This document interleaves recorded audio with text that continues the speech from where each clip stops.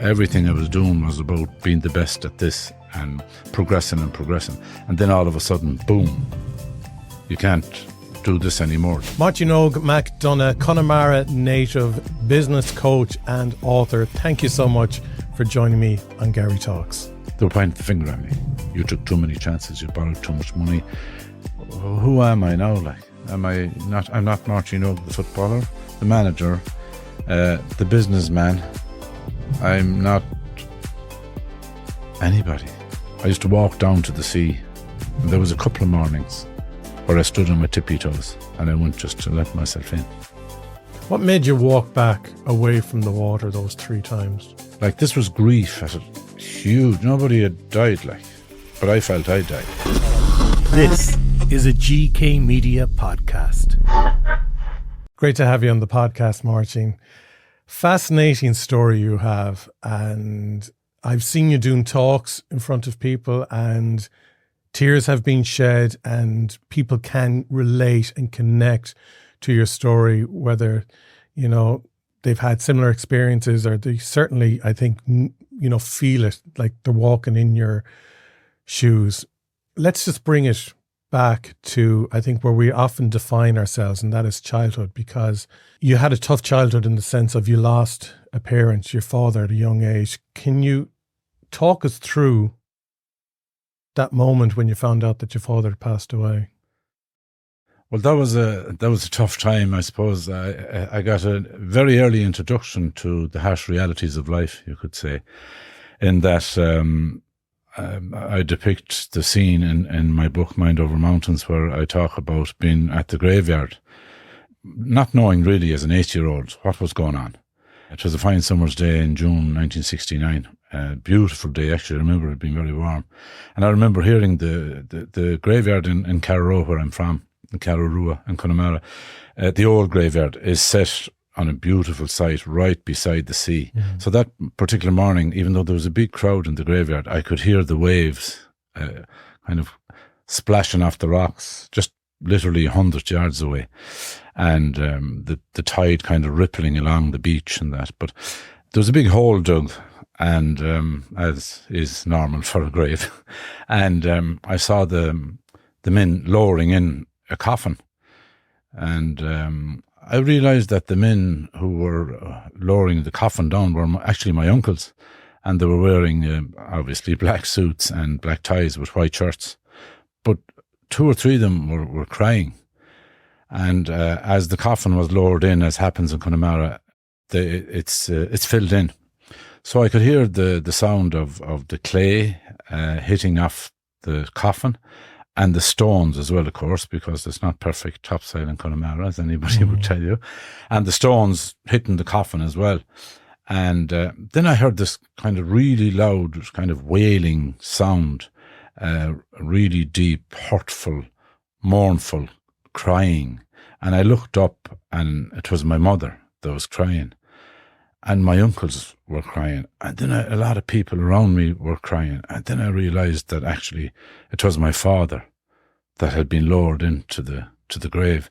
And I think that was my first realisation that, oh God, this is your dad, the big strong man in the family. At 8 was my memory of him. And he'd taken me in his arms and thrown me up in the air and catching me again. He was a very strong man, very athletic person. But the enormity of that then just really hit me to whatever degree it does hit an 8-year-old, that I realised that it was my father in the grave. And my mother had one hand on my shoulder. And I felt that weight of loss coming from her nearly. It came through me in a way. So that was my first introduction, really. There was 4 of us standing around the grave, actually, that day. And the 5th one of us, my mother was pregnant. My father was buried in June. And my youngest brother, which had been the 5th of us, wasn't born until August. So she was heavily pregnant at the time as well, in 1969. So that was where kind of the realisation of life hit me like a ton of bricks. And what happened to him? He had a tumour on the brain, and they gave him 6 months to live, but he actually lived nearly 2 years. Yeah, I've had a lot of conversations with my mother about him since now and that, because I vaguely remember him. Like, not very well, but she said that those 2 years were really difficult in that he was sick a lot of the time and then he went to Dublin for surgery. And I remember that specifically because a lot of people came to visit the house, which I thought was strange. And he wasn't well before going to Dublin for the operation, and some people had to go up we had a 2-story house in the middle of the village in Carrow, and some people had to go up the stairs, and I could see some elderly people, they were struggling to go up the stairs, but they made a point of going up to see him in his bed. I was running in and out of the room, of course. So afterwards I was thinking about that again, that there was a sign there that people really wanted to see this man before obviously they knew he wouldn't be back. But yeah, it was tumour on the brain at the time. My mother remarried then again, actually, years later, to continue that story, I suppose.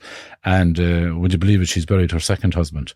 He struggled with Alzheimer's, but he had a very progressive Alzheimer's, and he only lasted a couple of years. He was a few years younger than her. And my mother then had 2 daughters with him, but like they're my sisters as far as I'm concerned. I'd probably be closer to one of them than any of the rest of the family. So there was ended up being 7 of us actually. But my mother she's still hale and hearty. She'll probably be listening to this, giving out to me afterwards. I better not ask what age she is then, or she'll fop me. No, sure. Look at my grey hairs. You can add a few years to that, and Garry, you might figure it out. Yeah. And I presume then that she's a Gaeilgeoir 24/7, is she? She is, yeah. Well, my mother would be Teresa, or Tess. Everyone calls her Tess. Tess O'Shea was her maiden name. And anyone who knows on Carrow or Carrow Road, there's a pub in the middle of the village called Unkishton, O'Shea's pub. So she's one of the O'Sheas. Okay. And like we have Kerry blood in us. Like it's my grandfather, my mother's dad, would have come to Connemara as a guard, and he eventually retired in that. But he married a local woman. And the pub, I believe, had been closed at the time. I don't know who, but he bought it, and it has been in the O'Shea's family since then. So my mother was one of the O'Sheas, and she married my father then initially, and my father's family would have been a very industrious family, really, in that they had trucks and machinery. Oh, interesting. Back in the late 40s, 50s. Into the 60s and 70s, and then I suppose I continued it on, ironically, with the way things went for me. And then one of my uncles, Pádraig, which was the eldest of my father's family, he went into fishing, and particularly trawlers and that, and he would have had some of the biggest trawlers on the west coast of Ireland during that time. So they were really industrious. Yeah. They went to England, of course, like everybody at the time, to earn some money to come back. But even in the UK, they were involved in any job that was trucks involved in the machinery. They were involved in that. One of my uncles then, himself and his wife, ran the Corrib Princess on the Corrib, River Corrib, for many years. Tom. So their son. I obviously got into the trucks and machinery as well, and I was very successful at that for many, many years. And yeah, I want to get into you building the business around trucks and transportation and all that, and all the big projects you were involved in around Ireland. Mm-hmm. But before that, before you became a businessman, who was Máirtín Óg growing up in Connemara? Right. I asked you before we started, Guy, deep, thought-provoking questions, but that's fairly deep now. I actually had a good childhood. Even though my father had passed away, and I think I probably get this from my mother. She's a very matter-of-fact kind of person, and whatever you have to do, well, make shapes and go and do it, and whatever you need to do to complete it, get it done.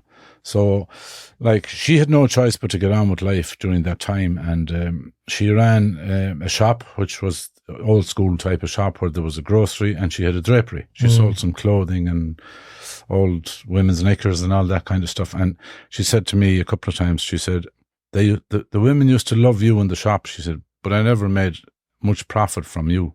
Whereas one of my brothers, Gabriel, was an accountant, and she said he was very strict, she said, and more matter of fact, and he did it the way it should have been done. And I said, what was wrong with the way I was doing it? Well, she said, I remember the time, she said, where you'd have to go in and there was a block of ice cream and somebody'd ask you for a bit of ice cream. with 2 wafers. I'm real old school here. But I used to give too many big portions. And the ice cream would be gone into 3 portions, whereas my brother Gabriel would get 6 or 7 out of it. That's one example. So she ran that shop, and then she ran a very busy B&B as well. We were right beside the Garda station in Carrow. Okay. And back in the days when B&Bs were, I suppose, in high demand, she ran that. So our house at home, I remember it, and I reference it in the book. It was like a mini industry. There was consistently and constantly people coming, people into the shop, whatever else. And I remember, like, sometimes when she was short on help, she'd be inside in the kitchen and she'd be cooking and preparing meals and whatever for the guests, because she did full board at the time as well, which was breakfast, lunch and dinner. And then she had the shop, but she put a bell over the shop so that when you pushed in the door, you'd hear the bell going. And the crack was in our house like that. You'd hear the bell and she'd shout, "Somebody do the shop." Yeah. And or she'd say, "Then we'll be out in a minute," like the trustworthiness, I suppose, and of country life was lovely. But like, I remember I got a bike at a very early age because I needed to be independent. I couldn't be dependent on my mother. And when I started playing sports then, which I did very early in national school, I suppose, I had a talent for GA, for football in particular, and I was really good at it. And from that, then I went on to represent Galway at all ages at football, under 16, under 18, under 21 at the time, junior and on to senior. So my youth we were close to the school. I used to cycle up and down to it. A lot of the teachers said to me that I had a huge amount of ability, but I had no interest whatsoever. And I wouldn't quite put it that far, but I didn't have a huge interest, all right. I was more into sports and having a bit of crack and fun. But I had a good childhood. So if you'd no interest in what you were doing in school at the time, where did you see your future going?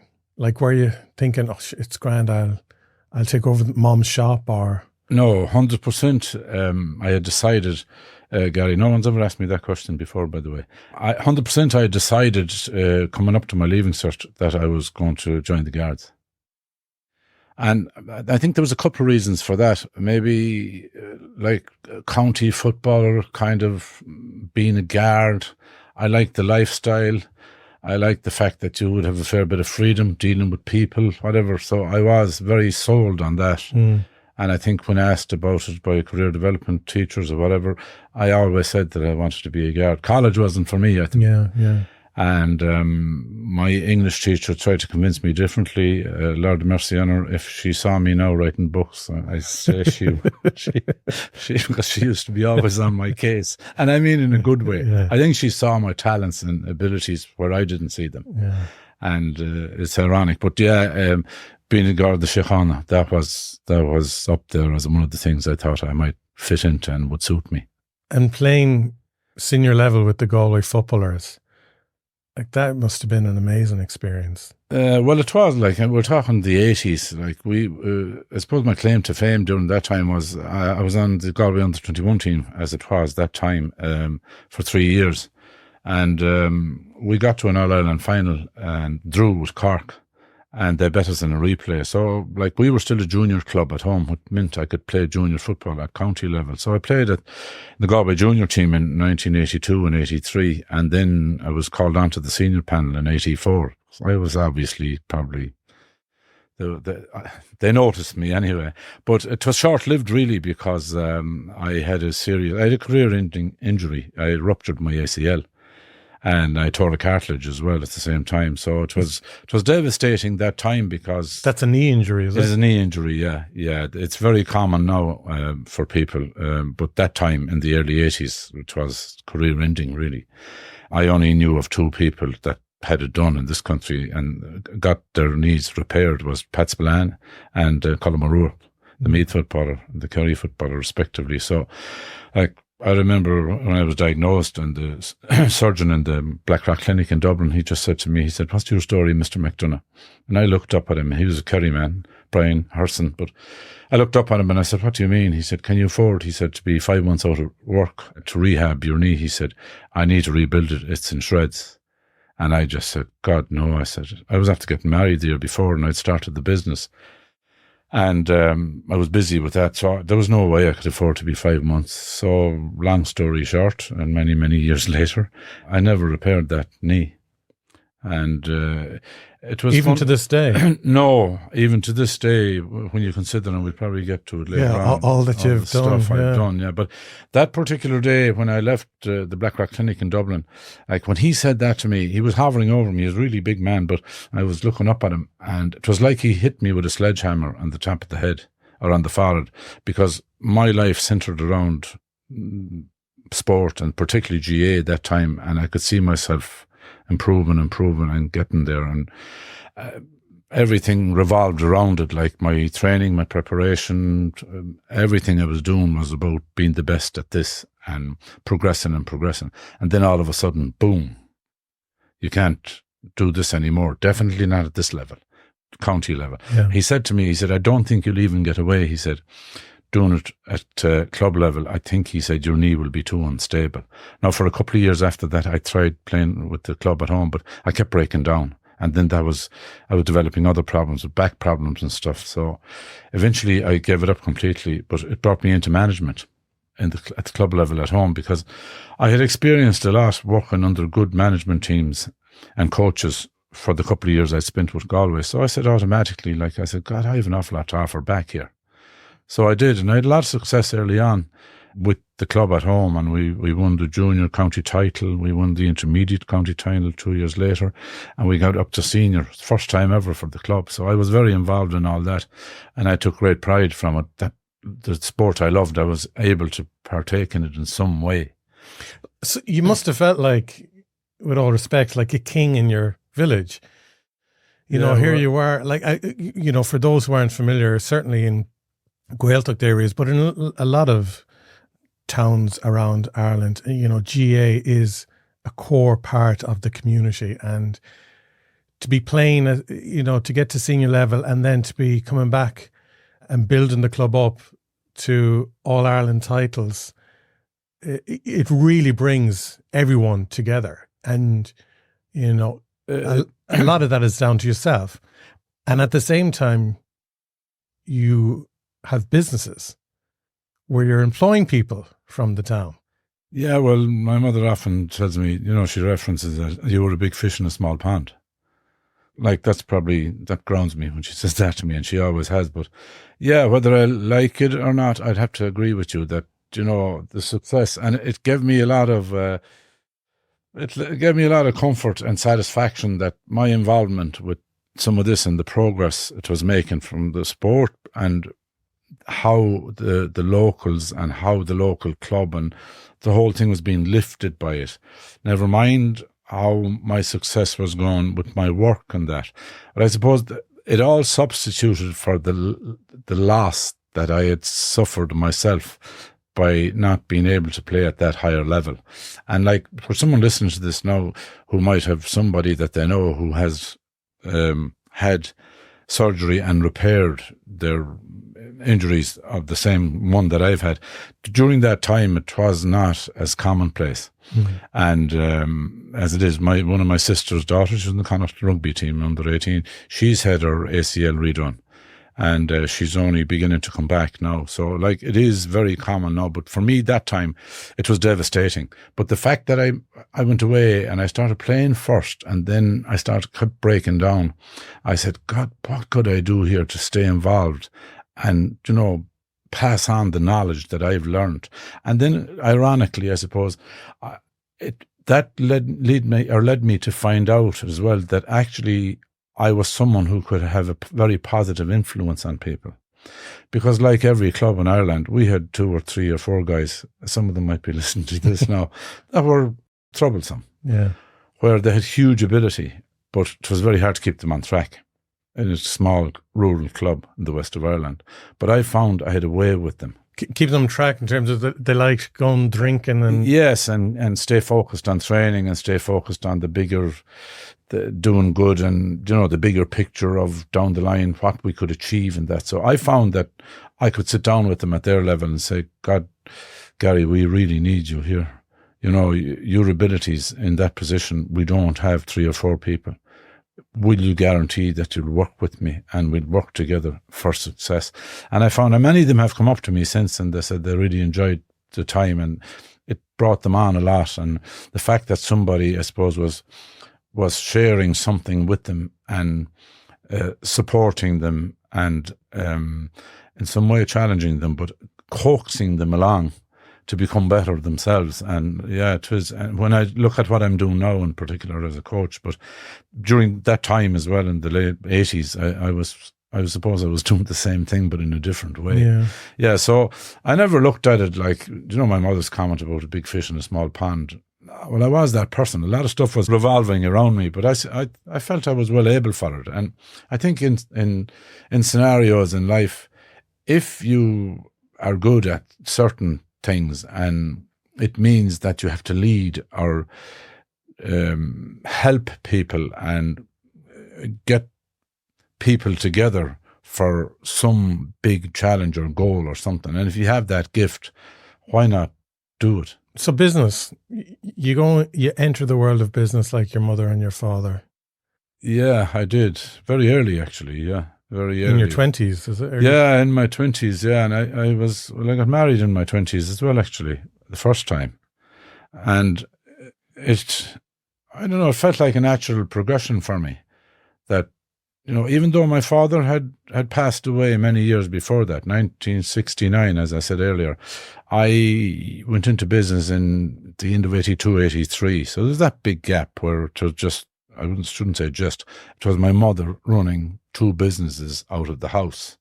And this was a recession though, wasn't it, in Ireland? It was, yeah. But I could see potential because I could see all around me that there was construction. People were looking for whatever it was, for building materials, for construction materials, and there was a lack of supply in our immediate circle of probably 30 or 40 miles. So I said to myself that definitely there's a niche there. Údarás na Gaelic that they were developing at the time, trying to encourage employment, and they were building industrial estates. I said that there probably might be opportunities there. Some of the quarries in Galway were screaming out for trucks to haul their materials in that. So I identified probably a niche, and it was natural. And very quickly, I bought a truck first, and then I bought another one, and then I bought a machine, and then I bought another one. And all of a sudden, within a short space of time, I was turning over an awful lot of money. And I was enjoying it, actually, and I was good at it. And I became very successful at that for many years. How many people did you have working for you? Well, I created a lot of employment, but from early beginnings, and some of the guys that started off with me, one or two of them went on to run their own businesses, and they come down to visit me now in Kinvara, and we have a couple of pints, and we look back on life, and they ask me, do I miss it? And I say, no. All of that, but it is, we'll talk later, I suppose, about when things went wrong and that adversity and what that brought. But I think I struggled so much with the outfall of what I had gone through that part of my life, I kind of left it back there. And I think some of it is because what I was carrying for a long time, Garry, I was carrying this hurt of self-blame and having been so successful early on and making really good decisions and creating this juggernaut, if you like, of being an employer, being very involved in sport, playing life at the high end of life, and being really successful at that for such a long time. And then I suppose I was taking steps up all the time. And then there came a time where I wouldn't say I fell back down, but something opened under my feet and I just fell through it. Yeah. And I ended up much further down than I'd ever been in my life. I can see why that, reading your body language, you don't want to boast or even shine a spotlight on that period of real, success in your life because of the aftermath of what happened. But I think it's important as well to acknowledge that you were very successful. You had a load of people employed. You were a millionaire in your 20s. You know, you'd great turnovers. You were working on big projects. Like, you know, that did take hard work. You know, it's important to acknowledge what you did achieve. I agree with you. And like when, I suppose, at the depths of the heights, or whatever way you want to look at it, glass half full or glass half empty, when I was at a place where I was not in a good place, I was coached by a guy in America, and I reference it in my book. It's common knowledge, Scott Ballard. And like every so often we have a call every couple of months where I coach him and he'd coach me. But at the time, it was my initial introduction to the man. And he just said to me, he said, do you know, he said, in mountaineering terms, he said, Máirtín, he said, you're stuck, he said, at base camp. And he said, you're carrying this big, huge weight, he said. And he said, you have such ability, he said, to go to the top. And I was looking at him. It was a Zoom call, obviously. He was in the States. I was in Canberra. And he said, you know, he said, you look at the losses and what went wrong. And he said, you look at your marriage breaking up, he said, and you're carrying all that weight of responsibility and feel like it was your fault. But he said, what about all the successes you had? And he said, relationships break down, and it's never one person's 100% fault. And he said, going back to that time, he looked at, and he moved his face forward. I could see him in the Zoom. And he said, it was a global financial crisis. He said, repeat that after me. So simple when I think back about it. I repeated after him, it was a global financial crisis. It was not Máirtín Óg's crisis, he said. I had to repeat that after him again. And just, he said, you need to lift yourself out of where you are, he said, and think about all the successes you've had. So it was amazing, like the fact that you've said it there now, it just reminded me of that conversation I had with him. But like it's. But can we talk about the success? Talk about the project you're working on and how many was on the books? Is it 70 people or so? I didn't answer that question earlier. No, Sorry. you didn't. Sorry. I did. Sorry. I had about, between 60 and 70. And then with the development of the other business, which was the construction predominantly, I had probably 25 employees there, but I had an awful lot of subcontractors involved as well. Okay. But initially the plant business, which I had for over plant and machinery business, that was the really solid core business, which I had for, I think, 34 years. Wow. And like, as I said, I became really good at it and really proficient, but I had really good lads working for me as well. Really very good crew, and they were very loyal to me. And they did work as if they were doing it for themselves. You know, if you got a couple of my guys doing a one-off site for you, or building 100 houses, or building a big road project, they took it on as if it was their own. Yeah, great They pride. were really conscious and very proud of it. And I kept good machinery under them. I kept good trucks, and they appreciated that. I paid them as well as I could and looked after them, because I felt they were an extension of me. And without them, I couldn't operate where I was operating, and I suppose the same for them with me. And some of them who are still really friendly with me, and they contact me very often, they do appreciate that time. But going back to what you mentioned about contracts, I was really lucky like that. I managed to, I think I was probably a good negotiator. I was convincing, if I got into a room, that if I was being considered for a contract, I usually ended up getting it. Thinking back about it now, I didn't look at it as such a gift at the time. I looked at it as kind of, this is bread and butter stuff. We need to get this job. But it's probably because you're so personable from learning how to communicate with people in the shop, in your mother's shop years ago. I think that was a huge thing. Like, and I had a way of, didn't matter who was sitting in front of me, of convincing them that I could do something. So I remember the first big break I got, like, and I mentioned that in the book as well, is from O'Malley's, one of the biggest and, I suppose, most prolific builders in Galway, and still building away. One of their directors at the time, Michael Mooney, I met him, and they were starting the famous Air Square Centre in 1989. And I remember going into the boardroom in Augustine Street there in O'Malley's head office, and he said, Máirtín, he said, convince me that you can do this contract. Because I had rung him. There was rumours that it was going elsewhere to some of the bigger contractors in a neighbouring county that I'd rather not mention. And we only played them in kind of finals and things. But it was rumoured they were getting it. So I made an approach. I had started doing a little bit of work for O'Malley's previously through a guy who I didn't know, but he put a bit of faith in me because he saw me bringing in and out materials for some of the quarries in Galway. So he asked me, would I be interested in doing a small bit of work? He said, you'd be dependable, I'd say. So that was the first bit. So then I approached them about this big contract, and Michael Mooney said to me, he said, Máirtín, he said, convince me that you can do this. Because he said, this is a big bite for you to take from this start if we let you at it. Well, I convinced him anyway, and he called me back a couple of days later. He said, we're going to give you the contract, he said. But he said, you won't let us down. I said, no way. So that was a huge break for me at the time. It was one of the biggest jobs, definitely in the West Coast, if not the whole of Ireland that time. When you get a phone call like that, are you excited? And then seconds later, you start panicking, saying, oh my God, can I actually pull this off? No, I'm a good man in a crisis. I don't panic. No, and I don't know where that came from, but like even to this day, I'd be a good man to have in the Titanic. Like, okay, we might be going to end up sinking anyway, but I put up I put up a big fight before we'd sink. Yeah. You know, I'd save a lot of people before the ship would sink, and that was huge for me. But then, like, that turned out well, and we went onto a lot of other contracts, like the likes of Jury's Hotel, the Keys Bar, where they were doing the basement there. That was a really difficult one because it was green granite, and green granite is impossible to break.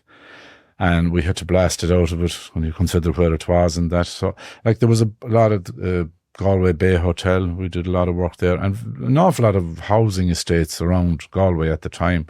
I was working on the Athlone bypass, the Ormore bypass, with an awful lot of other jobs. But there was huge, big contracts. Like, one of the most difficult ones I had in latter years was the deepening of the harbour in Rossaville, where a company called Dredging International got the contract, and they wanted local machinery if possible, and big dump trucks. Now, I had a selection, but I didn't have near enough.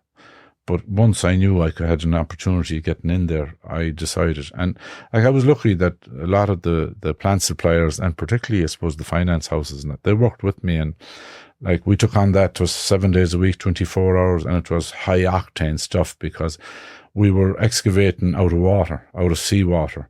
And that creates huge complications. It's really hard on the gear. The tips of the teeth and the buckets were wearing every couple of weeks. It was very hard on the bodies of the dump trucks because of the salt water. Yeah. So there was a lot of things to take into consideration. Then I was working with crews. I had to take on people that I wasn't too familiar with. And that was one of the biggest challenges, I think, as an employer, actually. As where I had my initial crew who were very loyal to me, even when it grew to 20, 25, definitely 70, 80% of them had kind of grown with me, and I could trust them.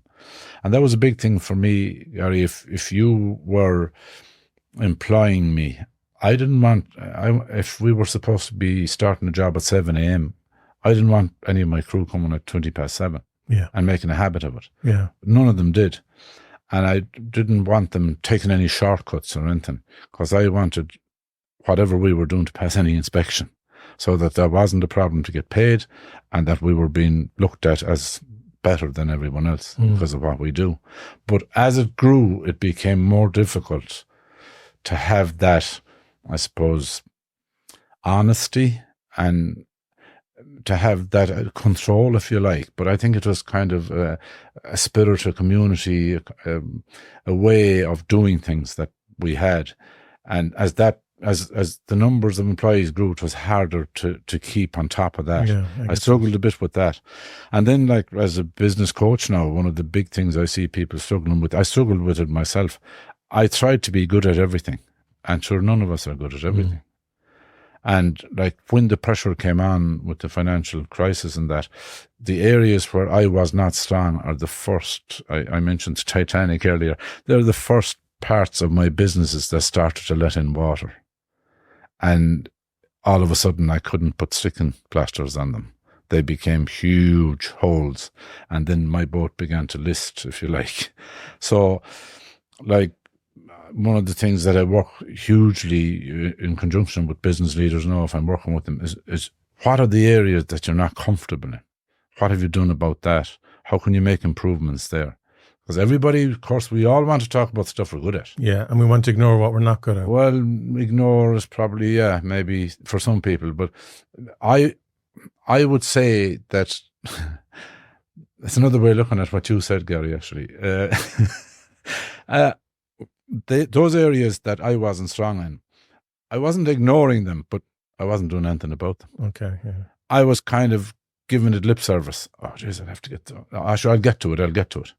I was really good at getting the work. I was really good at getting it done, keeping everything going. But the paperwork and some of the other certifications and some of the, it'll be fine. It'll be all right. Totally dependent on the people who were paying me quickly. Yeah. All of a sudden, the list of people who weren't getting invoiced, stuff backing up, it was just, and I was full throttle, getting the work done, keeping it done, keeping on top of things, keeping on top of employees. I was spreading myself too thin. And like when in the initial business, the plant and machinery, when that grew substantially, it became more difficult to keep doing what I wanted to keep doing. But my mistake, if you want to call it, was as I still tried to do all of that on my own. When I look back at what I was doing now at the time, and like, you know, if you said to me, will you go into the room there and the door wasn't open, I'd go through the wall. So that was my mentality that time. I just get in there. Yeah. Whereas the sensible thing would have been to turn around the corner and open the door and walk in and say, all right, what should I learn there? There's other ways of doing things. Yeah. But it had been successful for me, but it had grown so much that there were so many walls I needed to go through that it was wearing me down. And at this stage as well, the Celtic Tiger is taking place in Ireland. So the economy is absolutely booming. And I've spoken about it before on the podcast. But just to reiterate, it was like a waterfall of cash out of ATMs at the time. No one had a sense that it was going to end. No, and well, like for me, some people who know me very well, like a lot of them, or most of them, I think, everyone who has spoken to me openly about it anyway, when I say everyone, I suppose 5 people that were really close to me, would have since said to me, God, I never realised that you were in so much trouble at the time of the global crisis.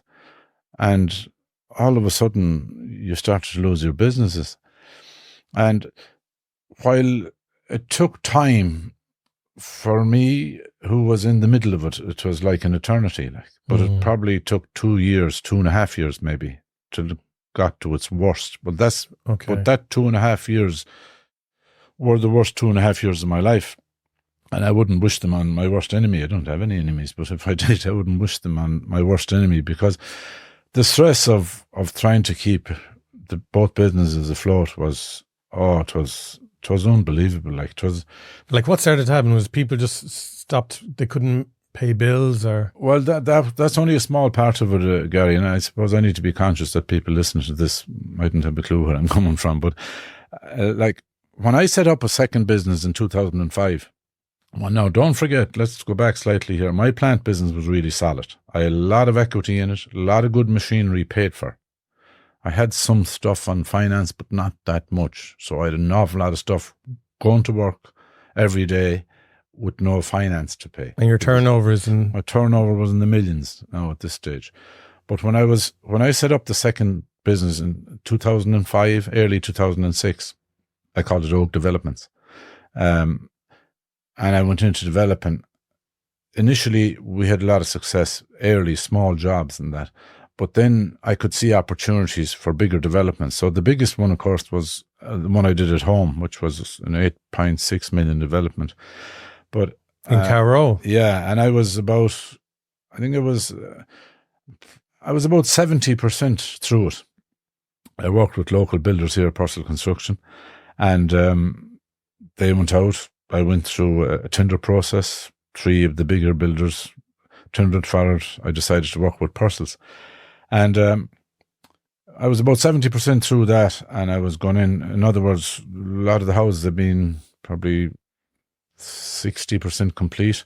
There was 2 sites. We were working on another building, then a standalone commercial building on the other side, and that was probably 40% complete. And I was going into a meeting with the builders, architects, engineers at the time. It was kind of nearly a daily occurrence, but they were bringing everyone together for this meeting. And while I had got some funding from AIB and they'd committed to cover the whole project, I was going up the stairs to a boardroom meeting with 11 people in front of me, and I got a phone call. The phone rang in my pocket, and I answered the phone. It was my bank manager at the time, and he said to me, Máirtín, he said, AIB, he said, the bank, he said, are not going to fund the project to its completion. And I said, what? Well, I used colourful language.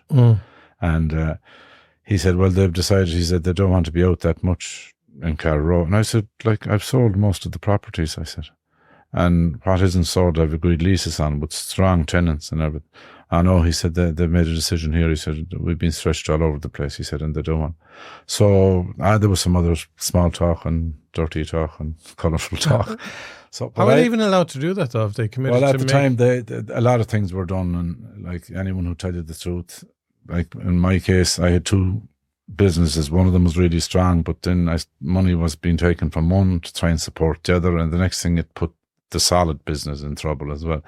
But I'll never forget, one of the hardest things I had to do that time was go into that boardroom meeting and say, guys, this project, to finalise it, I'm in a bit of trouble here. While whatever has been done will be honoured and paid, whatever has to be completed, there's no funds for it. So all hell broke loose. They took grave offence, as I probably would have done myself if it was in those circumstances. And the project ground to a halt, everything was stopped. So that created a huge complication then, Garry, on the other side. If you were somebody who had bought a house off Máirtín Óg or bought a commercial property, all of a sudden the site was closed down. So everybody was saying, what the FUC? Yeah. And I was caught in the middle of all that, trying to see, could I secure funding some other place? We were in the middle of the global financial crisis, and trying to keep my plant and machinery business going. That was owed a lot of money from my development company as well. Plus, as you said earlier, there was a lot of smaller builders, a lot of other projects that couldn't afford to pay me. They were in the same situation as myself. But the bigger one, the development company, that was in the shit. Now, there was other reasons as well. I had other land and other developments that were in the planning process, where I had bought land at the height. All of a sudden, it didn't have planning permission. So the loans against some of that was up there, but the values of it were down there. So there was this space in the middle where, what's going to happen here? So all of a sudden, everything was, but not alone was everything like that. I was like that. So all of that weight, every decision, every phone call, every solicitor's letter, everything that everybody wanted a chunk of me for, I was trying to be sitting down talking to people. 30, 40, 50 phone calls a day. My phone used to run out of charge at lunchtime. My marriage was in trouble. The pressure became so enormous that we split up during the whole thing. And I needed to run for cover. And the biggest predominant thought for a while was, I'm not able for this. And I moved out of my family home, obviously, and I moved over to Inverness. And I reference it in the book, it's no secret. I moved in with one of my sisters, Fionnuala. She's a nurse, caring person. And her husband, Máirtín, and their 3 kids. They had a garage, which they were converting, but it was speedily converted to get me into it anyway. And I spent 4.5 years there, actually. But I moved in there, and some of the hardest nights of my life I had in that place. I wasn't sleeping. The pressure I felt on my chest was just unrelenting. I couldn't lift it. There were so many things I was trying to sort out. And I felt helpless. For the first time in my life, I felt like, Jesus, what have you done, man? And not sleeping at night in the darkness, and sometimes hearing the rain or hearing the wind. I used to get up in the middle of the night and I wasn't sleeping, and I used to walk down to the sea. And anybody who knows Inverness is the pub out there just past Spiddle. My sister lives up to the right up there. So I used to walk down to the sea in the mornings and just sit there and cry. And it was serving no purpose, but I just felt that for me it was a release. But then the more I was doing it, the heavier I was every morning. And there was a couple of mornings where I stood on my tippy toes and I went just to let myself in. I did that in 3 particular days when I was walking down the road. I didn't think I'd be walking back up. And that gives me the shivers now thinking about it. But that's how bad I felt, and that's how personally I took it. Because I looked at this as, like, don't forget everybody was blaming me. Yeah. Including my family. They were pointing the finger at me. You took too many chances. You borrowed too much money. I could go on for the rest of the podcast about stuff that was being said to me. And some of it was true, of course. Hands up. So that burden of responsibility and blame and heaviness of having made some decisions, bad decisions, call them whatever you want. Then, like the thoughts of, losing my father, getting injured, blah, blah, blah, as you do when you slip into those places. All of a sudden, everything I could think of was making me feel worse. Yeah. And making me feel useless, making me feel small, making me think thoughts like, who did you think you were? What are you trying to do? Oh, there you are now. You deserve it. All of that multiplying, no positive stuff. Where was, my life was a jigsaw. There was pieces all over the floor. Pick out a positive piece there, Gary. And you'd look at me and say, oh, Máirtín, I don't think there is any, which is what I thought. Mm. And there was no television in my sister's place at the time either. And I'd stopped exercising. I wasn't able. I was just barely functioning. I lost a lot of weight. I stopped drinking, actually. And I was going to say, did you turn to drink or anything? No, I was a social drinker, but people would say, who know me, a good social drinker. But I like a few pints, but I decided that was definitely a road to nowhere. So I didn't go down that road. So eventually, one of my sisters rang me one night, Angela, and there's someone in everybody's family that everyone is afraid of, even though I was the eldest. Angela said something, you kind of paid attention. But she rang me one Sunday night, I'll never forget it, and she said to me, I answered, I saw her name coming up on the phone, and she said, I heard you're in trouble. I said, I am, and I went off for about 10 minutes spiel of where I was and whatever was going on those few weeks and everything. And she said to me, well, she said, you haven't effing killed anyone. And she said, she did ask me, she said, are you drinking? I said, no, I haven't had a drink. I said, and I don't know how long it was at that stage, 4 months or something. And she said, I'm going to give you the name of someone, she said, I want you to go to, and this person will help you. So, like, the crash was around 2008, so this probably... Yeah, I think it was maybe 2011 or so. No, it was 2010, I think, yeah. It was, yeah. Thanks, you got me back on track there. I didn't know, like, she said to me, she gave me a number, and I said, I'm not going to any quack, I said to her. I don't know what words I use, quack or counsellor or therapist. And I kind of cursed at her, like, I said, would I be doing that? Well, she said, if you don't go, she said, I'm going to bring you. It's Sunday night, I'm going to Galway on Tuesday. She's living up in Mayo now. So reluctantly, I rang that lady, who happened to turn out to be a lady, and she was a coach, life coach. And I went to her, and that was the start of making some slight adjustments, but big improvements to my life. And I didn't realize it till afterwards. I met her a couple of years afterwards, the same lady, and in a filling station in Dublin, on my way to Dublin, one of the Apple Greens, and she was going in the door and I was coming out, and she looked sideways and I looked at her, and she stopped and she said, oh my God, Máirtín, she said, how are you? So I told her, and she said, God, she said, you were in a bad place. And as a coach now, I know that if I'm coaching somebody who I think I'm not able to help, if I think at all, 1%, if I think that they need a therapist or a counselor, I need to tell them. Mm-hmm. Because that's their expertise, which I don't have. So I said to that woman that day, having qualified myself, doing what I'm doing now, I said, why didn't you refer me? And she smiled at me. And she said, Máirtín, from the first meeting, she said, I was really apprehensive, she said. I thought about it umpteen times, she said, but you came back, she said, early the following, we had arranged, and I said I'd make a decision based on our second session. But she said, as we were talking, she said, I saw, she said, something in you, she said, some flicker of something, she said, that I said, no, this guy's going to pull himself out of this. And she said, every time you were coming to me, she said, it was getting stronger and stronger. No, she said, I could barely feel it in the beginning, she said, but it was there. And she said, do you know, she said, you were coming to me twice a week for 13 weeks. I didn't know that.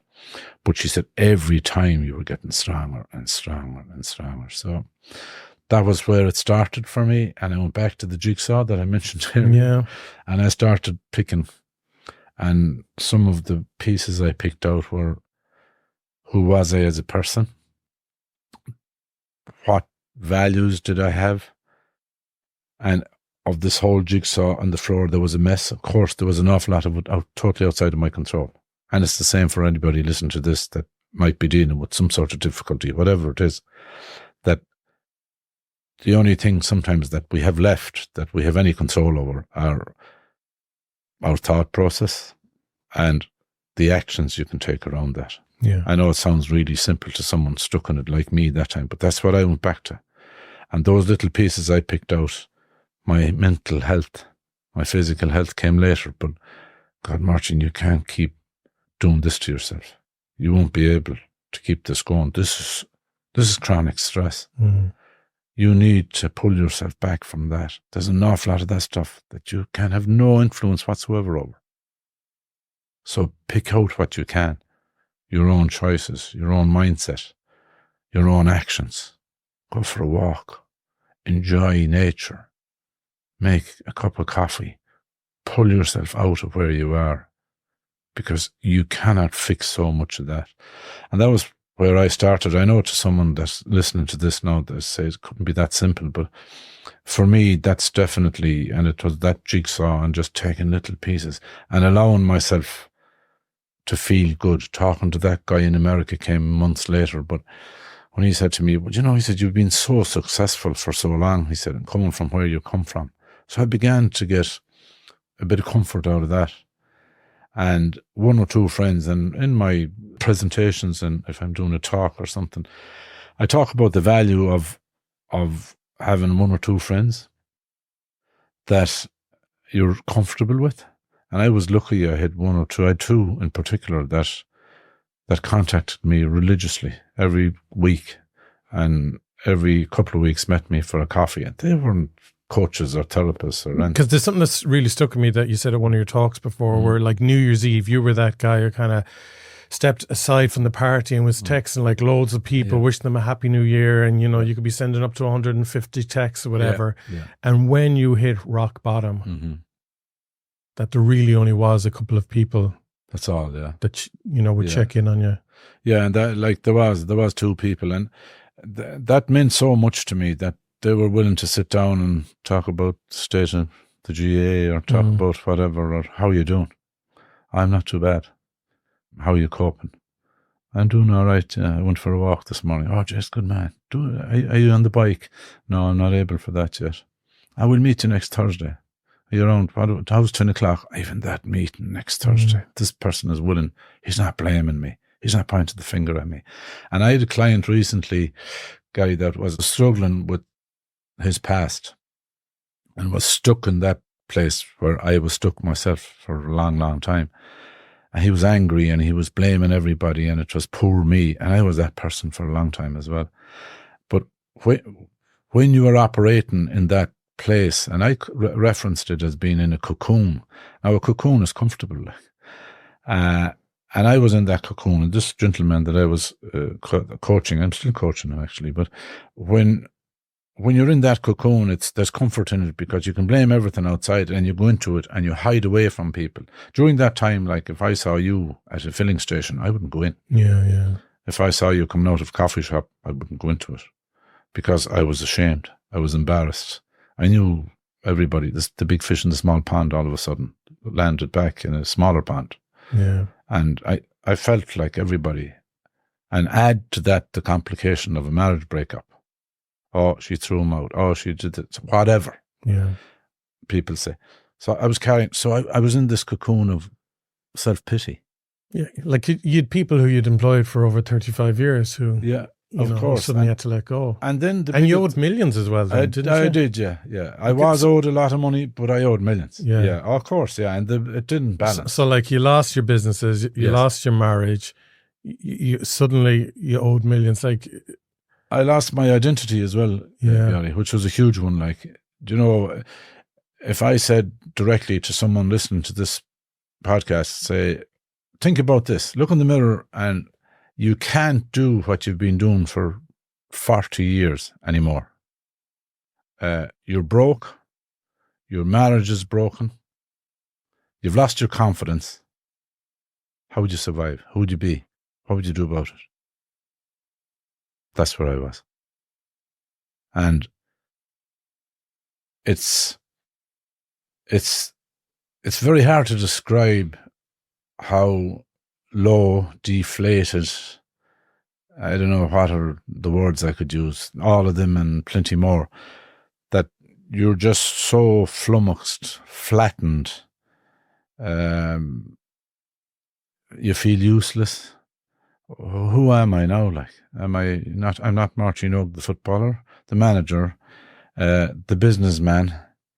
I'm not anybody. I'm not Máirtín Óg, the husband. I'm not Máirtín Óg, the father.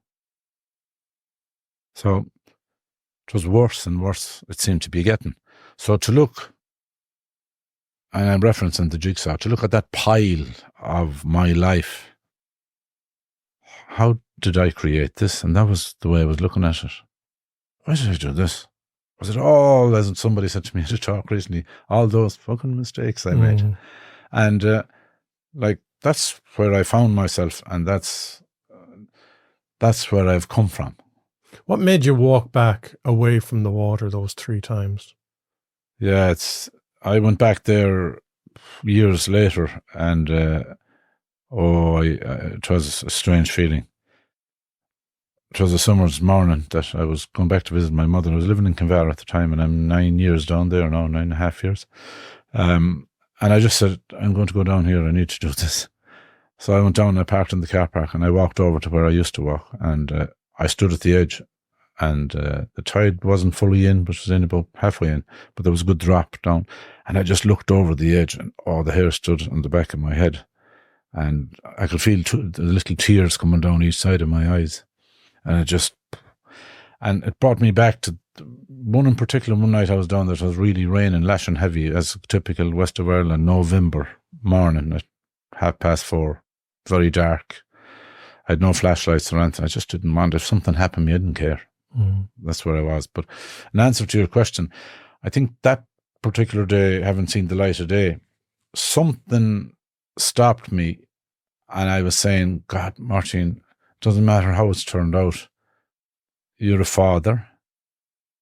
You have 2 kids, grown up children. Your mother is still here. And look what she's gone through.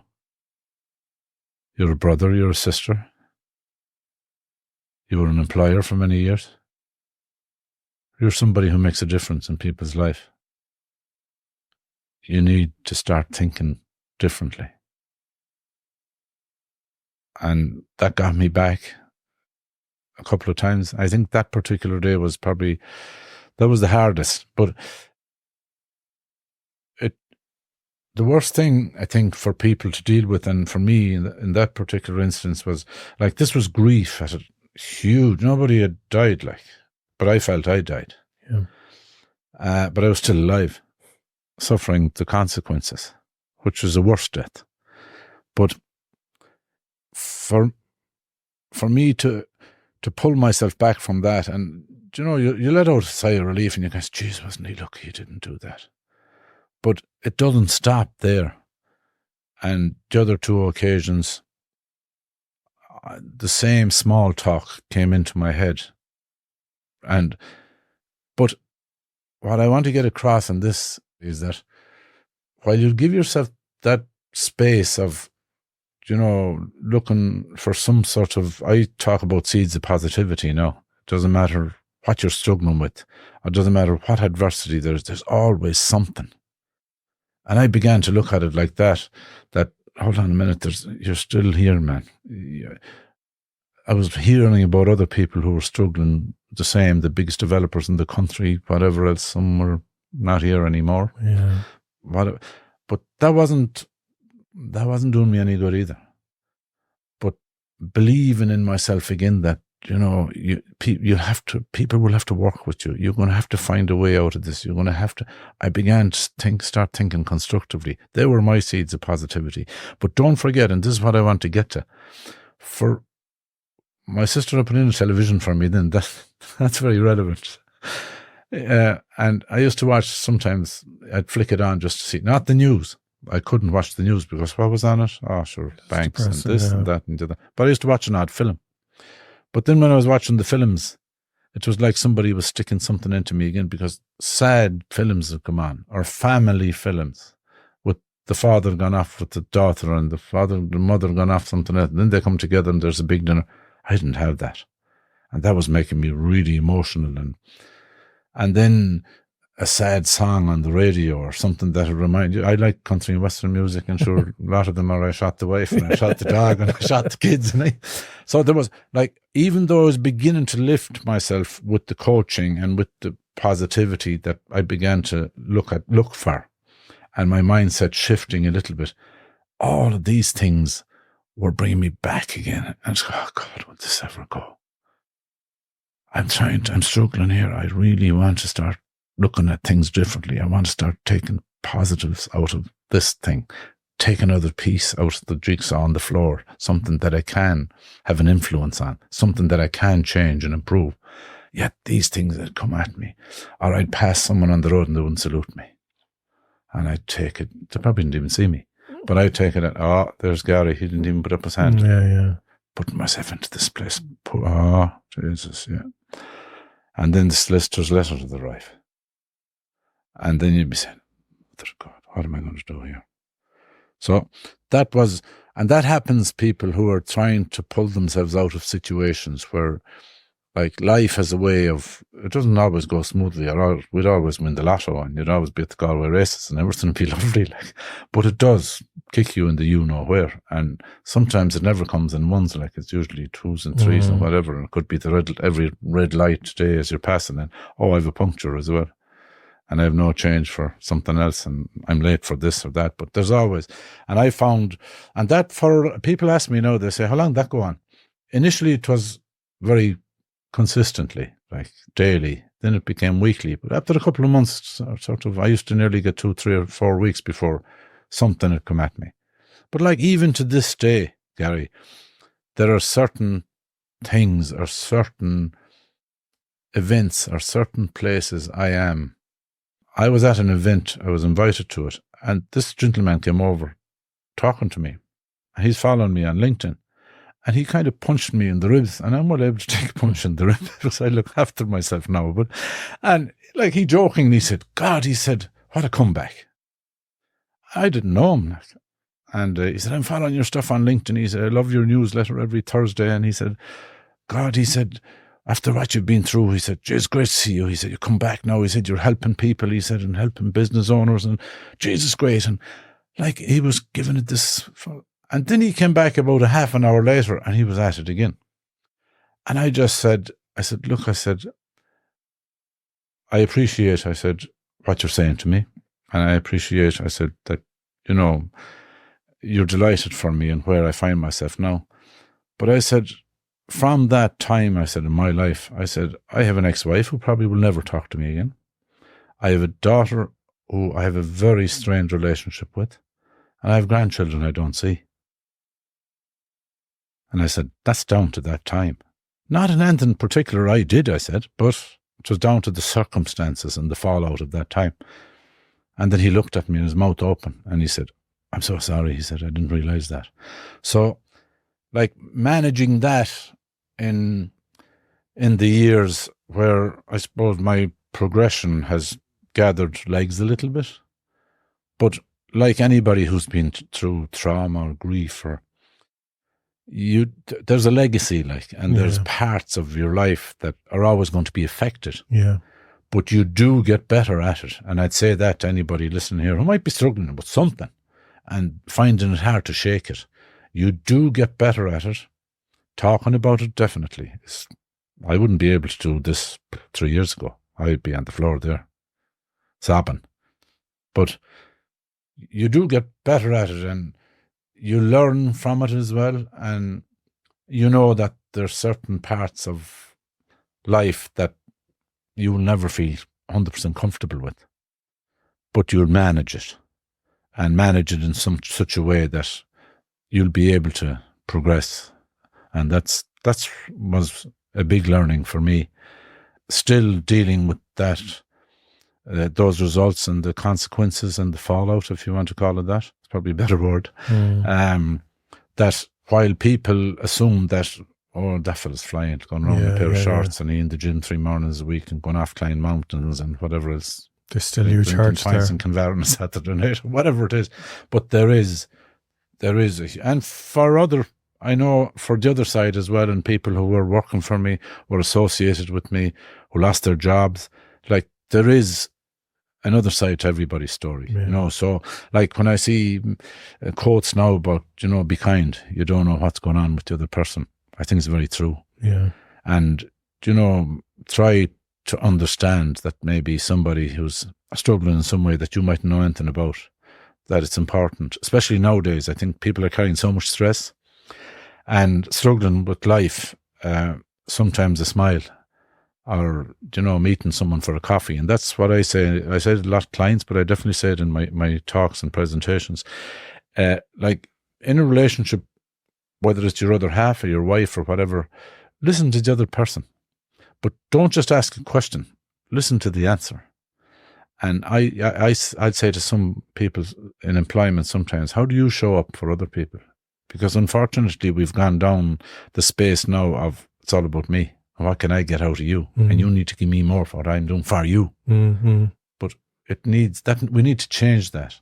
And we need to become more of a team supporting each other. And especially when things are not going right for one or two members, because it could be you next week. Yeah. Because I tried to carry what I was going through. I tried to carry it myself inwardly, and nearly killed me. And if there's any message of the 1,164 messages I'm giving here today, it would be, Garry, that don't be that person that's trying to carry all of that. Like, and while I'm a coach and I do what I do and I want to get business, at the end of the day, I want to help people. But I get paid for it, and I get well paid for it. But if it's the case where you're struggling in any way at all, even with decisions, talk to someone about it. Yeah. And just lift that load a little bit. But I think the difference there, Máirtín, is, you know, someone can do their textbook learning, but when you've actually gone through it and come through it, yes, it's a completely different experience that people get by going to you. Oh yeah, it totally is. And I suppose it's relevant to, Garry, that, you know, we're talking here in Galway, the Wednesday of the Galway races, and 3 days, 72 hours after coming out of Croke Park, and what happened there. And people say to me sometimes, in ex-county football, I know you're working as a coach, and what do you think of, you know, what happened there, and where does this leave Galway, and where does this leave the players? And it's a very relevant question. Yeah. But, so just for people overseas, yes, Galway lost against Armagh by a point in the All-Ireland football final there a few days ago. Exactly, which is the grand final, really, of football in this country. And like, when you're involved in any kind of a loss, of course it's going to hurt. and you've dedicated a lot of your life to it, and you've, prepared yourself as best possible, turned down invitations to weddings and parties and given up the booze or cut back on it, and totally dedicated to what you're doing. And I think it was Usain Bolt that said he trains for 4 years to run for 10 seconds. And there's a good message in that. I reference in my book, have I mentioned my book 4 or 5 times? That's okay. There's another one coming out later this year. There's another one coming. I have a launch date actually the last weekend in November. Brilliant. And I have a location which I'll make public soon enough. And I'm getting through it. Yeah, I'm getting through the second book. But I mentioned in the first book, I mentioned Ronan O'Gara. And he was playing for Munster, as most people know, Munster Rugby. And he was playing the Heineken Cup final. I think this is one against one of the French clubs. I forget which one now. But he got 5 attempts at shots at goal, 5 penalties, and he missed every one of them. And Munster were beaten in that Heineken Cup by a pint. And he said he was a professional player, not like the guys on Sunday who were amateurs, who were at work probably today and yesterday maybe. And he talks about how much he struggled with that and for so long. Very honest, actually. I mentioned it in the book, but he said that he went back to it and he said he learned so much from it and grew from having had the responsibility and shouldering the responsibility of, it didn't go right. And I think that's the biggest lesson we learn. Like, if I look back at my life and I look at when things went wrong, like, as I said recently, nobody makes mistake purposely. We all, to the best of our ability, try to be successful and try to make the right decisions. But sometimes because of conditions or because of circumstances, it doesn't work out. Like a lot of those chances, and it's famous now that Galway had 25 chances last Sunday and they were successful with 13. That's a very low strike rate at that level. But sometimes when I'm climbing a mountain and the wind is coming or the snow is coming and you can't see your path, it doesn't matter how well I've prepared. Something else comes into play. And that happens. But what dealing with that type of loss and that type of challenge is for a group of individuals, and like as a group in team situations, it should be easier because you have teammates, some of them who played really well, some who didn't live up to their own expectations, never mind anybody else. So there should be a gelling and a coming together there where they support each other. And I think Armagh brought that out hugely because who were their Galway's opposition on Sunday. And they've struggled with a lot of losses and near misses in the last couple of years, particularly even this year. But they stuck together, and I heard a couple of their players talking about making the guy next to you an all-star, helping him and supporting him, and that's very important. But it's the learnings from when things don't go right. Yeah, that's when you really learn. That's when you really learn and you grow, and that's where you build your resilience. Yeah, and that's the big lesson. At the end of the day, it's an amateur sport. We're all invested in it, and everybody gives out and everything else. Who probably hasn't been. Everyone becomes an expert all of a sudden. And people who haven't been to a match since that last were in the final 2 years ago. Yeah. So there is, and that's what it became for me. It's picking out what can I influence here, what can I change, what do I need to keep doing, what other parts of my life can I make adjustments to, what's going well for me, what am I happy about. And that you move yourself away from that space of poor me, oh, look at, as I said earlier. So I want to just briefly talk about all these mountains that you've gone and conquered. If you could kind of tell us some of the expeditions that you've gone on and why set these goals for yourself.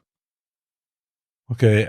Well, with going back to the knee injury, that surgeon, a consultant at the time, said to me that to have any quality of life, he said, you're going to have to do one or two things if you don't let me repair your knee. And I said, what? And he said, take up swimming or cycling. And he said, whichever one you do, you're going to have to do a lot of to build up the muscles in your knee. So a couple of years later, actually, I started cycling. And I found that I could do it, and it wasn't hurting my knee in any way. In fact, it was strengthening. So I started to do a lot of it. I started to do different challenges around the country, like the Cree Cycle, the one that's famous in Galway here for the Heart Foundation. And they do a circle of the Corrib, which is about, 70 miles or something.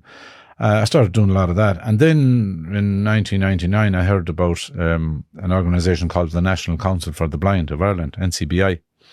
And they were putting together a huge, big cycle where they were going to cycle from coast to coast in the USA. San Diego to Charleston, South Carolina, 3,000 miles in 25 days. So, of course, my ears perked up and I said, and my eyebrows and whatever else, eyelashes, I went and I found out a bit more and I said, I wonder would I be able for that. I'd got kind of into the bug of cycling and I found that it was something I could do on my own. I found that it didn't matter how the wind or the rain was on the west coast of Ireland, that I seemed to be able to handle it. And I could do it for long periods, as in a couple of hours, without really struggling too much. So I found out as much as I could, and eventually I signed up to cycle across America. Now they brought us to Dublin, and they designed training programs for us, and they tested us, and they did everything. But long story short, I actually was successful, and I did cycle across America, coast to coast, with the team. 32 of us left Ireland, and I think the number was 13 of us cycled every mile without missing a mile.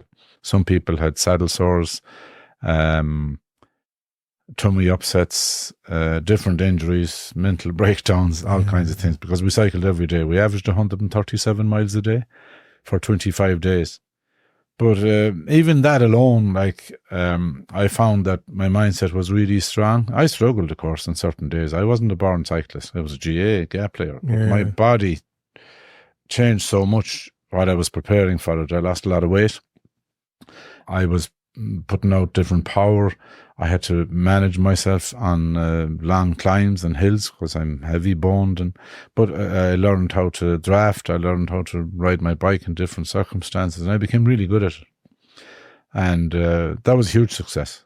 And that kind of brought me on. Then the National Council for the Blind, they organised a lot of cycling events. Then they figured out that they had two types of person that they were catering for: someone who wanted to raise funds and just go to some location and do 6 days of cycling out of that location and still raise funds.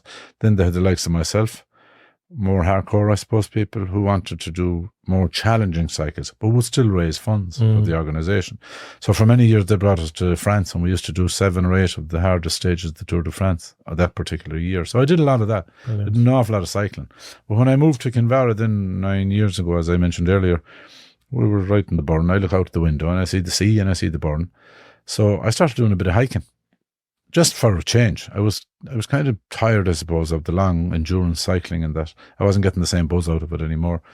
So I started hiking, and then in 2018, I mentioned to my son Sean, he was down one night in Kinvara with us, and as we do, like we usually come back from a night out and we go drinking whiskey and make big plans for for the following few months.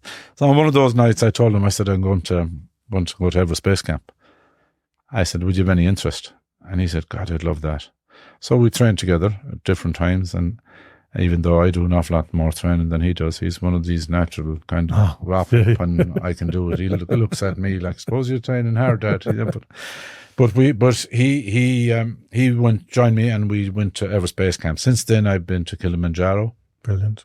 Sean didn't come with me on that one, but I did another one then in Argentina. There's the highest mountains on the 7 continents. They're called the 7 summits. But the highest mountain in the world outside of the Himalayas is in Argentina. And it's one called Aconcagua. It's the second highest. The success rate on it is only 32%. Wow. So we went to do that one with a gentleman from Cornamona, a Gaelgore like ourselves, Michael Kane. And Michael had tried to summit Aconcagua 15 years previously, and he wasn't successful. So we went out to do a bit of training with him because he's a good man in the mountains, Michael, huge amount of experience. And the more we were talking about Aconcagua, he called me and he said, I think I'm going to go with you. So he joined us. So luckily enough, we summited. We were successful. Super. And it was great, actually. We spoke Oscuelga at the top of Aconcagua, and it was lovely. But like, it's brought... Why the challenge? I'm always interested in challenging myself and seeing, how far I can push myself. I have a good mindset about setting a goal and the preparation. But for me, it's not all about getting to the top of the mountain. For me, it's having a bit of discipline in my life, the frequency of training, watching my nutrition, whatever, without being a pain in the where I can manage it. And if you invite me for a night out, Gary, that I won't turn you down. Yeah. But that I'll know 2 days later I'm going to be out doing a bit of exercise and training. I know it's good for my health, but I find it's really good for my head. Yeah, because even I was doing a bit of training for, it's a completely different, climb, but Crow Patrick from Galway Hospice. But like I was really good in those 6 weeks leading up to it, training and being on the stepper in the gym and so on. So I wasn't panting away going up there. But after it, then it's like, okay, I need something else now. Otherwise the train is just going to flatline on me, you know. Well, like I had a conversation with Pat Falvey in Kerry a couple of years ago, and Pat's famous for having summited Everest twice, and he's done the 7 summits twice as well. But everyone was gone to bed anyway. There was a group of us down to do a bit of hiking with him and some mountaineering, climbing, and with ropes and that, some training. But Pat and myself stayed up drinking a drop of whiskey anyway, and he just said to me, he said, we were talking about the mental strength of some of these endurance, and he just looked at me at some stage and he just said, have you been there? I said, I have, yeah. I knew exactly what he meant. And for somebody listening who might never have been to that place, and I'm going to explain where it is in a minute, it's when you're pushing for a really, really difficult goal, and in this case it was climbing a high mountain. I was referencing, I suppose, cycling across America as well, but it's the space where you feel just knackered and you feel like you cannot go on. And it's very hard to describe to someone who'd never put themselves in that situation, but for people who do, you find a strength within yourself, but it's deep in there someplace, that when the chips are really down and everything is saying that you spend too long on your feet, you burn too much energy, you're carrying too much weight, the wind is too strong, whatever, the conditions are totally against you, it's where you find that strength to push through. I've been there a few times, he's been there as well, and we spoke about it and finding that, but the strength you get from knowing that, Gary. And I think, with reference to what you said to me about the 3 nights that I didn't, I think it's part of that deep within me, there's something that I can actually call on to push. Now, the time will come I'll call on it, I won't have it, but I still have that. Yeah. And it's very hard to explain, but I actually think my son has it as well, because I see him in the high mountains and he does not struggle. And he's very helpful to people with him. Sometimes he can be stronger than some of the guides. And like we talk about it at times, I don't know, he said, I probably have the same thing you have. And we laugh it off, like. But it's a strength, it's a mental strength, of course, but there's a physical element to it. But there's, I think, a deep energy within that when you need it, hopefully a few of the Galway footballers have it, that'll bring them back again. Yeah, yeah. And I talk in more depth about it at times, but like it is something that you everybody, I think, has it, but nobody allows themselves to go that deep. To find accept the discomfort and pain. True. But like what the other thing that Pat said to me that night, Pat Falvey, and you reminded me of it there now, that during those 6 weeks when you were preparing for Croke Patrick and that, like Pat said to me, what keeps you going? And I said, no, I'm asking you. I said, what keeps you going? Because we were kind of, and he just said, well, he said, for me, he said, it's to have the next one planned. And that's very important. I think when you come, I'm only back from Machu Picchu, which I did with my wife, Dolores, this time. She wanted to do it. I said I'd do it with her. And like to see her preparing for it and to see the changes she made. And I go to a gym in Oranmore and she goes to a gym in Gart. I'd come back from the gym at 7:30 a.m. She'd be gone.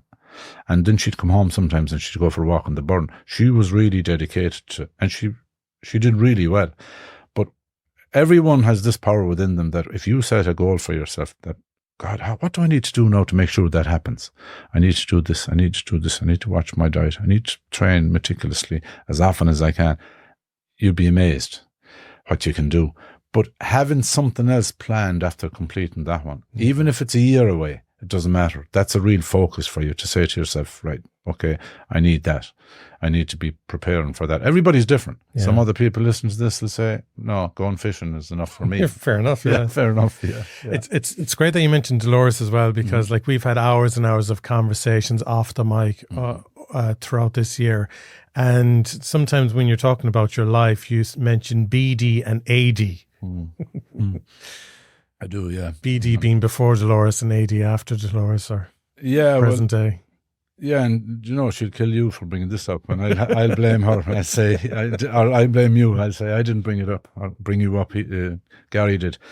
Yeah, I was lucky enough, I suppose, in the depths of whatever I was, that I had worked on there was a cycle race that went around Ireland famously it was an 8-day international cycle race called the Ross.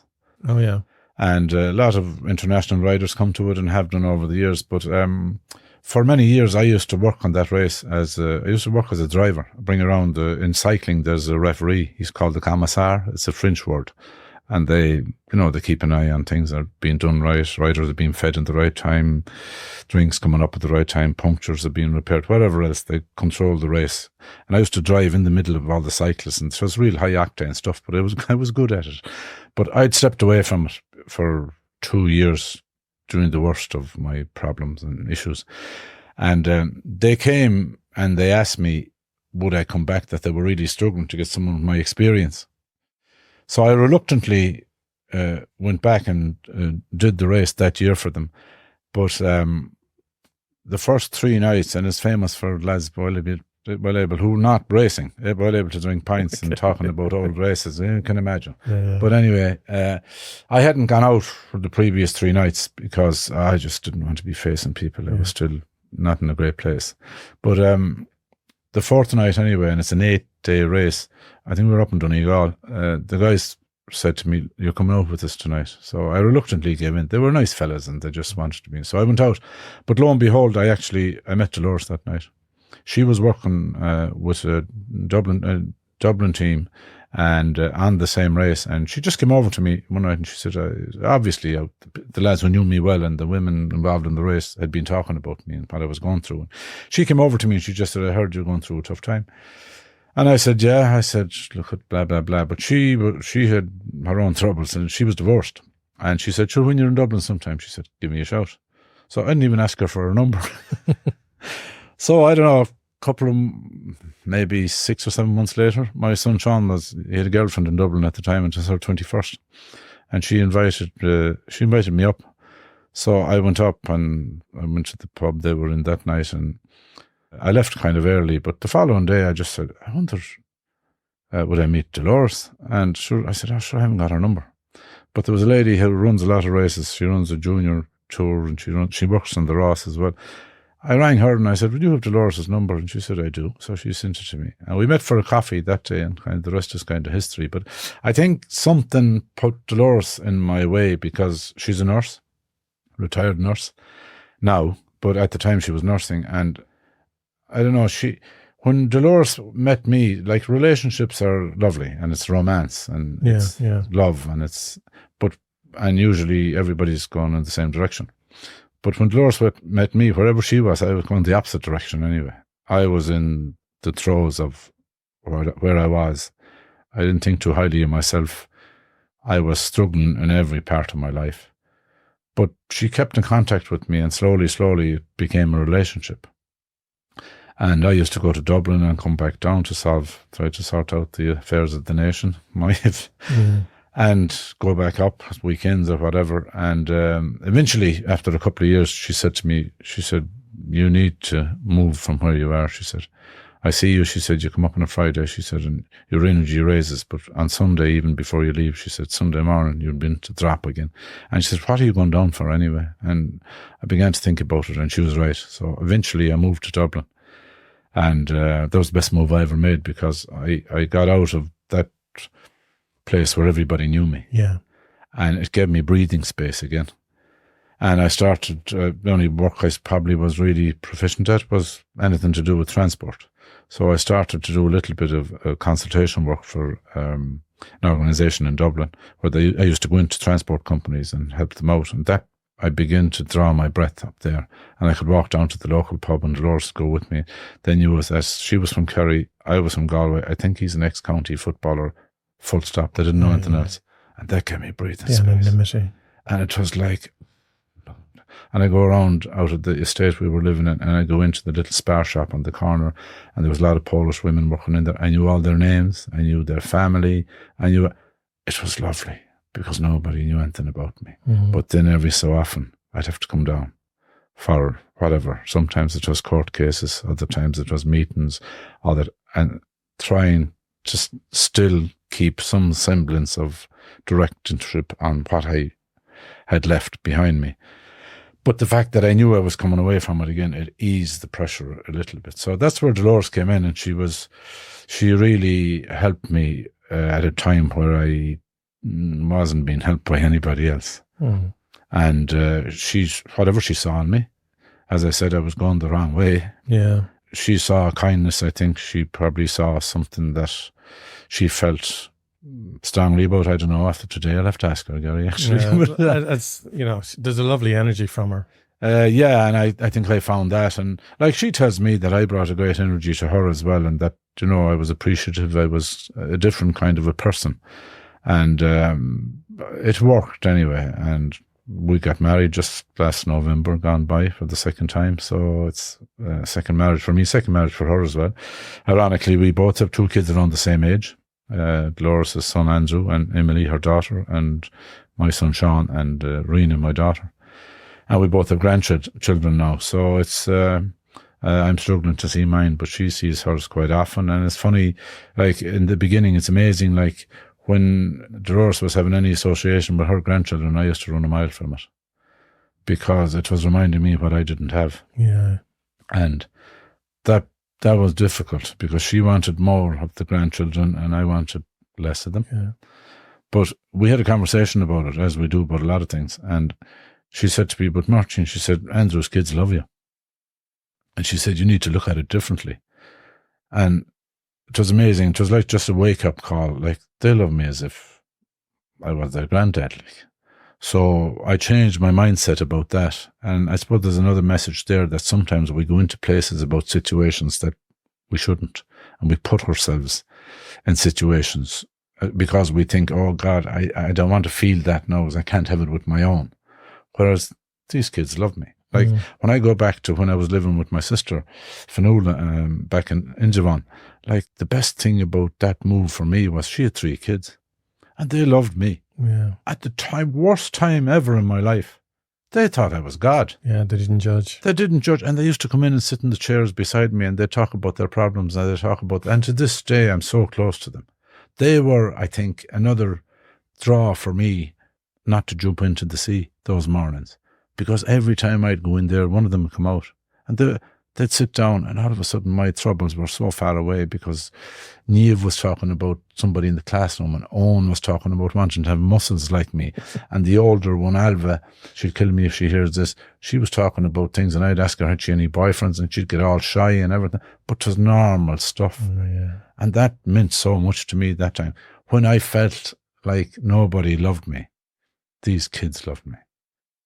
And I got a strength from that, like, and it's hard to explain, and I'm getting it now from Dolores' grandchildren as well, that they, like, I speak Irish to them, and the eldest one is going to a Gaelic school, and she loved to see me coming. So, it's, I had to change my mindset about it. I was running away from it, like the films on the television I mentioned earlier, or the sad songs on the radio, or like we all go into these self-protect things. And I said, well, Máirtín, hold on, you're preaching about this all the time. You need to practice what you preach. Turn around here. There's a lot of love here to be got. Yeah. These people are not judging you. These people, they know you as Dolores' husband. So, yeah, sure, I'm learning every day. Look, there's so much more wisdom there as well. But I did say to the podcast, it was about an hour's recording. We're over an hour over this stage, so we better wrap it up. Mind Over Mountains is Máirtín's book, and it's also his website. And Máirtín, you have a podcast coming out as well. So I believe, with recording with GK Media there, you probably know them.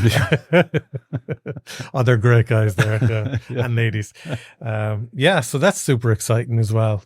So your first series that you've done so far is they're like mini masterclasses, you know, and there's a different theme in each episode. That's and it's what I love about them is it's one of those things you can just go for a walk, you know, just give yourself some quiet space and just hear the stories and the nuggets of wisdom and the advice and the takeaways that you can get from the stories that you share in each episode.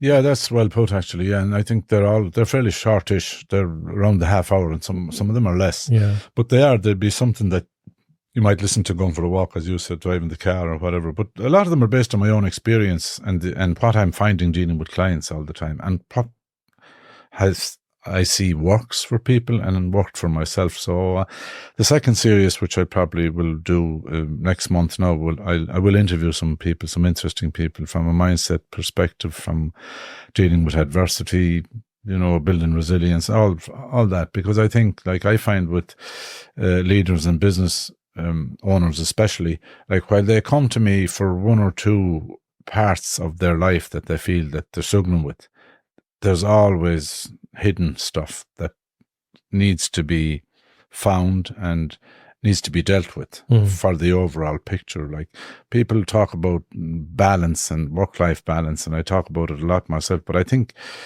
it's more harmony that we have to find with all parts of our life, where of course there's parts of it that you'd rather would be better, but you're just leaving it there. But the overall picture then is you're disjointed, like. I know from where I came from myself. So it's about working with people to try and get that harmony, where sometimes you do have to give more attention to your work or your job or career, but other times you can actually level it out and spend a bit more time with your kids or with your partner or whatever. But to realize that and to talk about it and say, look, for the next couple of months, I'm going to have to do it.